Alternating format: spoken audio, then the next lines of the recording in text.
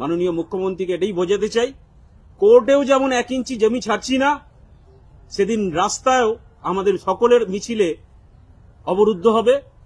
Hi friends, welcome to my channel.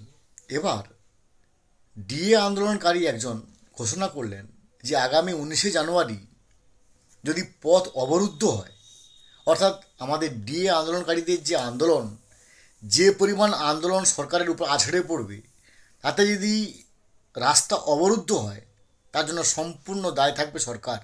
আমরা শুনে নিই উনি কী বলেছেন। আগামী ফেব্রুয়ারির প্রথম সপ্তাহতেই যে সুপ্রিম কোর্টের শুনানি আছে, পরিষদের আইনজীবীদের সঙ্গে আমরা থাকবো, যেমন তেমনি 19 তারিখেও আমাদের সকল সদস্য রাস্তাতেও থাকবে, হাজরা থেকে, শিয়ালদা থেকে, হাওড়া থেকে।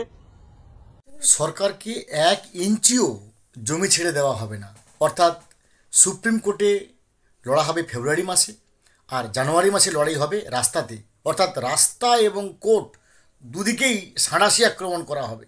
আমরা শুনে নিই উনি কী বলছেন। মাননীয় মুখ্যমন্ত্রীকে এটাই বোঝাতে চাই, কোর্টেও যেমন 1 ইঞ্চি জমি ছাড়ছি না, সেদিন রাস্তায়ও আমাদের সকলের মিছিলে অবরুদ্ধ হবে, সে দায় আপনাকে নিতে হবে। কর্মচারীর এই লড়াই, একদিকে কোর্ট আর একদিকে রাস্তা।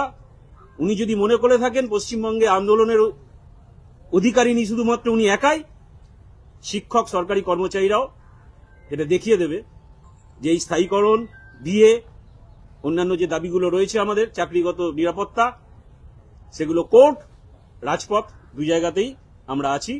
আমরা আমাদের অধিকার অর্জন করব, এই আশা রাখছি। আমরা বুঝতে পারলাম, এবং একটাই কথা বলতে হয়, সত্যি সেলুকাস, বিচিত্র এই দেশ। ভালো থাকুন, have a good day, thanks.